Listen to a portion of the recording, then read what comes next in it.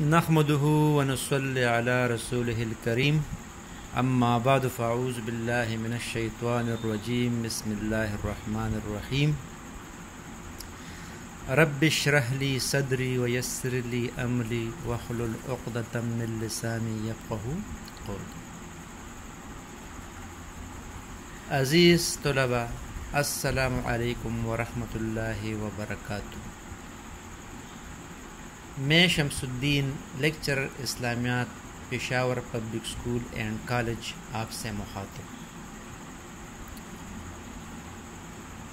جیسا کہ آپ جانتے ہیں کہ کرونا وبا کی وجہ سے اسکول اور کالج کی طویل بندش کے پیش نظر Peshawar public school and college نے آن لائن کلاسز کا اجرا کیا ہے تاکہ طلباء کا قیمتی وقت ضائع ہونے سے بچ جائے. اگر زندگی نے وفا کی تو انشاءاللہ تعالی میں آپ کو جماعت دہم کا اسلامیات پڑھاتا رہوں. Khyber Pakhtunkhwa text book board Peshawar نے جماعت نہم اور دہم کے لیے جو کتاب مرتب کیا ہے وہ آپ کے سامنے ہے. یہ جو آپ کے سامنے ہے یہ اسلامیات برائے جماعت نہم و دہم. عزیز طلباء، اس میں سے تقریباً آدھا حصہ، یعنی اس کتاب کا آدھا حصہ تقریباً آپ 9 کلاس میں پڑھ چکے ہیں، اور جو باقی آدھا حصہ ہے اس کو انشاءاللہ تعالی ہم جماعت دہم میں پڑھیں گے. یعنی اس کو پڑھیں گے، طلباء اس کو یاد کریں گے، اور سال کے اختتام پر یعنی مارچ اپریل میں پشاور بورڈ کی طرف سے اس میں امتحان لیا جائے گا.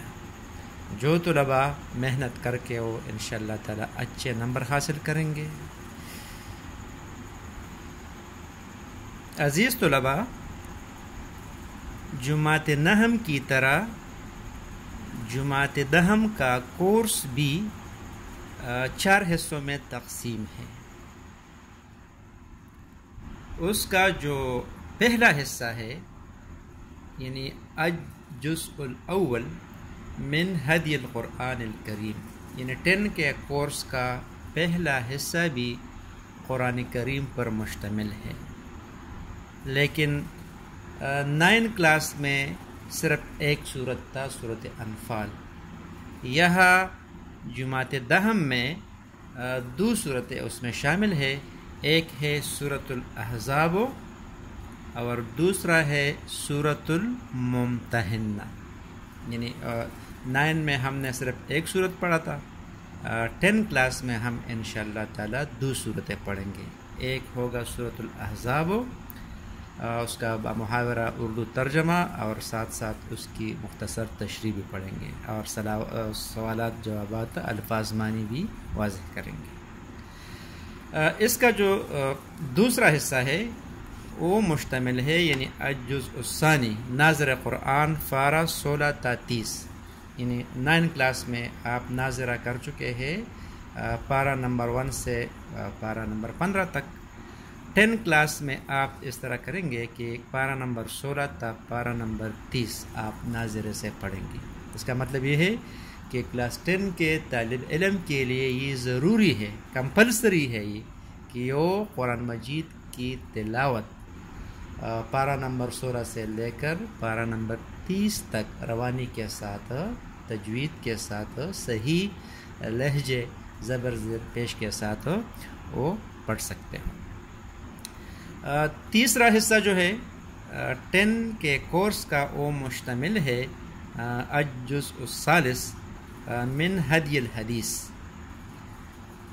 یعنی اس حصے میں ہم رسول پاک صلی اللہ علیہ وسلم کے احادیث میں سے 10 احادیث، منتخب احادیث جو کورس میں شامل ہے وہ پڑھیں گے ترجمے کے ساتھ، اور ساتھ ساتھ اس کی مختصر تشریح بھی کریں گے. تو یہ تیسرا حصہ ہو گیا، حدیث پر مشتمل ہے، 10 احادیث اس میں شامل ہے.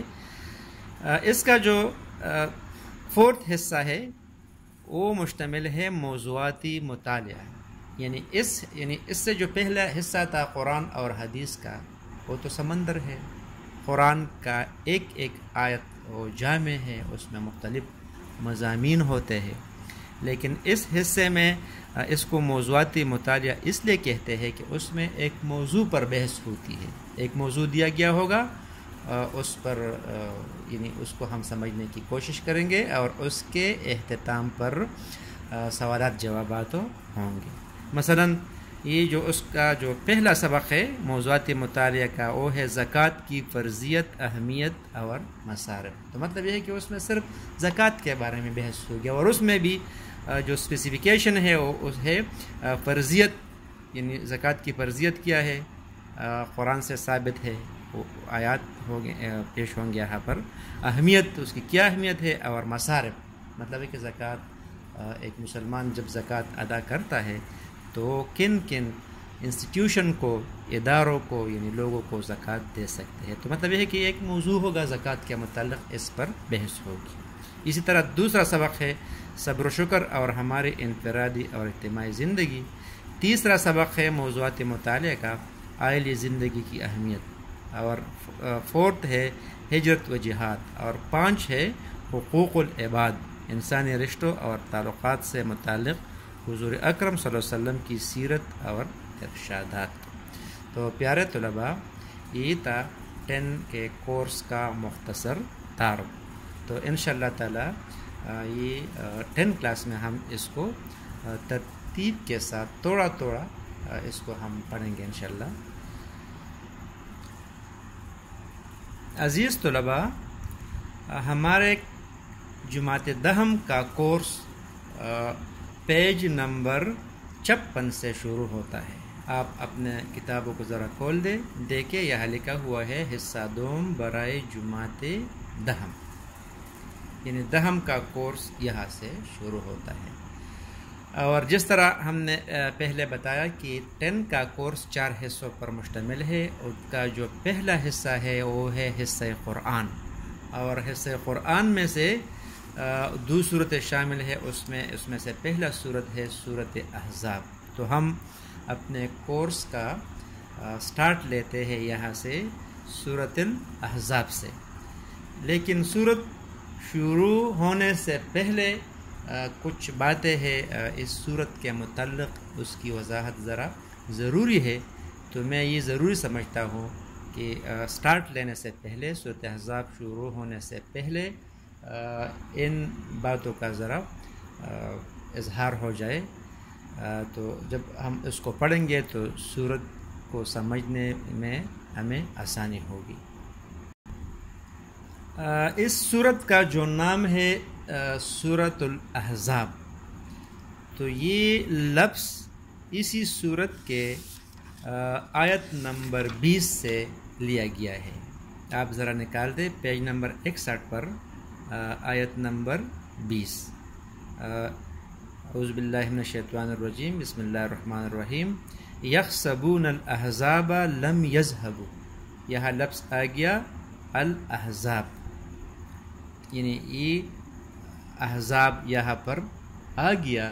تو اسی لیے یہ لفظ بطور شناخت اس صورت کا نام تجویز کیا گیا. یعنی قرآن کے جتنے بھی صورتیں ہیں وہ ان صورتوں میں کچھ خاص الفاظ ہوتے ہیں یا موضوعات ہوتے ہیں، اس سے تجویز کیے گیا ہوتے ہیں. تو اس صورت کا نام صورت احزاب ہے، اور یہ لیا گیا ہے آیت نمبر 20 کے اس لفظ احزاب سے.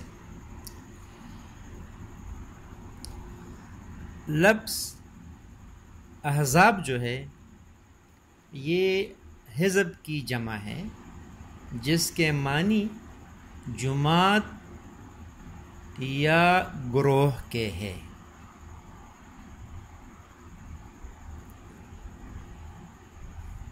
جس طرح سورۃ انفال میں زیادہ تر تذکرہ غزوہ بدر کا تھا، تو اسی طرح سورۃ احزاب میں زیادہ واقعات بیان ہوئے ہیں، تذکرہ ہوا ہے غزوہ احزاب کا. چونکہ اس غزوہ میں عربوں کے کئی قبیلوں کے لوگ اکٹھے ہو کر مدینہ پر حملہ آور ہوئے تھے، اس لیے اس غزوہ کو غزوہ احزاب کہتے ہیں. یعنی عرب قریش، مکہ، آس پاس کے جتنے بھی قبائل تھے وہ سب متحد ہو کر انہوں نے ایک الائنس بنایا، اتحادیوں کی شکل میں انہوں نے ایک الائنس بنایا اور مدینہ پر حملے کرنے کا منصوبہ بنایا اور مدینہ پر حملہ کر دیا تھا انہوں نے. تو اسی لیے اس غزوہ کو کہتے ہیں غزوہ احزاب. اور یہ غزوہ پیش آیا تھا ہجرت کے 5ویں سال، 5 ہجری یہ واقعہ پیش آیا تھا، یہ غزوہ پیش آیا تھا. سورۃ الاحزاب مدنی صورت ہے، اس میں 9 رکوعات اور 73 آیات ہے. یعنی یہ 9 رکوعات اور 73 آیات پر مشتمل ہے. مدنی صورت کسے کہتے ہیں اور مکی صورت کسے کہتے ہیں تو یہ آپ کلاس 9 میں پڑھ چکے ہیں، لیکن میں ذرا اس کا دوبارہ تذکرہ کرتا ہوں کہ قرآن پاک میں کل صورتیں 114 ہے، بشمول صورت فاتحہ اور صورت ناس.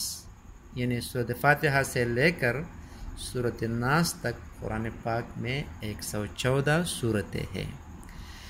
ان 114 صورتوں میں 87 صورتیں مکی ہے اور 27 صورتیں مدنی ہیں. مکی صورتیں کسے کہتے ہیں، مدنی صورتیں کسے کہتے ہیں، تو اس کے بارے میں مفسرین کے مختلف اقوال ہیں.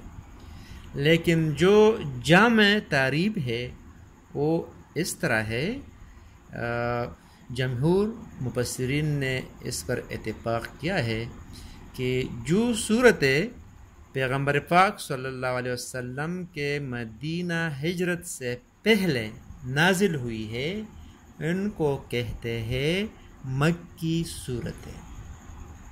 یعنی ہجرت سے پہلے پیغمبر صلی اللہ علیہ وسلم جہاں کہیں بھی ہے، آپ معراج پر تشریف لے گئے ہیں، آپ طائف تشریف لے گئے ہیں، آپ نے سفر کیا ہے، اس دوران میں جو صورت نازل ہوئی ہے وہ جہاں کہیں بھی ہے وہ اس کو شمار ہم کریں گے مکی صورتوں میں. ہجرت کے بعد جو وحی آئی ہے یا جو صورت نازل ہوئی ہے اس کو کہتے ہیں مدنی صورتیں، چاہے پیغمبر صلی اللہ علیہ وسلم مدینے سے باہر تشریف لے گئے ہیں، جس طرح آپ صلی اللہ علیہ وسلم ہجرت کے بعد غزوہ تبوک کے لیے تشریف لے گئے ہیں، یا آپ صلی اللہ علیہ وسلم دوبارہ مدینے سے مکہ آئے ہیں حج کے لیے، عمرے کے لیے، فتح مکہ کے موقع پر آئے ہیں، غزوہ حنین کے موقع پر آئے ہیں. اگرچہ یہ مقام مکہ تھا لیکن چونکہ ہجرت کے بعد یہ واقعات پیش آئے تھے تو یعنی وہی اس زمانے میں جو وہی نازل ہوئی ہے یا جو صورت نازل ہوئی ہے اس کو ہم کہیں گے مدنی صورتیں. تو یہ تو تھا مکی اور مدنی صورتوں کا مختصر تعارف. سورۃ الاحزاب میں مختلف واقعات اور مضامین کا تذکرہ ہے، لیکن ان میں سے جو اہم واقعات ہے وہ کچھ اس طرح ہے. ایک تو اس صورت میں غزوہ احزاب کا ذکر ہے. غزوہ احزاب کا دوسرا نام غزوہ خندق بھی ہے. غزوہ خندق اس کو اس حوالے سے بھی کہتے ہیں کہ 5 ہجری میں جب مکے کے سارے قبائل نے مدینے پر حملہ کرنا چاہا، پیغمبر صلی اللہ علیہ وسلم کو اس کی اطلاع ملی تو پیغمبر پاک صلی اللہ علیہ وسلم نے صحابہ کرام سے اس کے بارے میں مشورہ کیا تو مختلف تجاویز پیش کیے گئے. تو ان میں سے ایک صحابی ہے جس کا نام ہے سلمان فارسی رضی اللہ تعالی عنہ، جس کا تعلق ایران سے تھا. تو اس نے پیغمبر پاک صلی اللہ علیہ وسلم کو یہ مشورہ دیا کہ مدینے کے حفاظت کے لیے مدینے کے ارد گرد خندق کودی جائے. تو مدینہ کی اس وقت جو پوزیشن تھی وہ کچھ اس طرح تھی کہ مدینہ کے مشرق اور مغرب میں پتھریلی علاقہ اور سخت چٹانیں تھیں، یعنی دشمن کے لیے رکاوٹ تھی، وہ اس کو عبور نہیں کر سکتے تھے۔ جنوب کی طرف گھنے باغات تھے، صرف شمال کی طرف جو تھی وہ کھلی تھی اور غیر محفوظ تھی۔ تو پیغمبر صلی اللہ علیہ وسلم نے حضرت سلمان فارسی رضی اللہ تعالیٰ عنہ کے مشورے پر عمل کیا اور صحابہ کرام کو حکم فرمایا کہ جو شمال والا حصہ ہے اس میں خندق کودی جائے۔ پیغمبر صلی اللہ علیہ وسلم نے اس کے خندق کودنے میں خود بھی حصہ لیا اور 5 گز چوڑی اور 5 گز گہری خندق کودنے کا حکم رسول پاک صلی اللہ علیہ وسلم نے فرمایا۔ تو اس لیے غزوہ احزاب کا دوسرا نام ہے غزوہ خندق۔ اسی صورت میں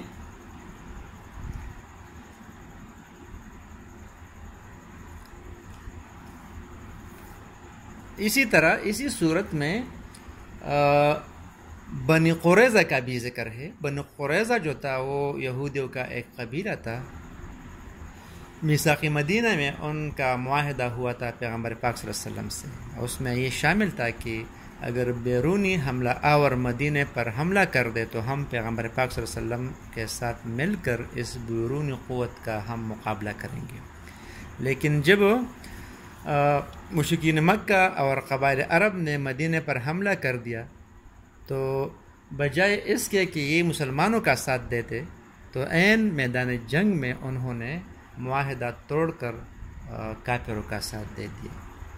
تو غزوہ احزاب جس میں اللہ تعالیٰ نے مسلمانوں کو فتح دی، مختلف طرح کے انعامات ہو گئے مسلمانوں پر، تو جب کفار کی لشکر واپس چلی گئی تو پیغمبر صلی اللہ علیہ وسلم نے بنو قریظہ کی طرف رخ کیا اور ان کے ساتھ ایک غزوہ پیش آیا۔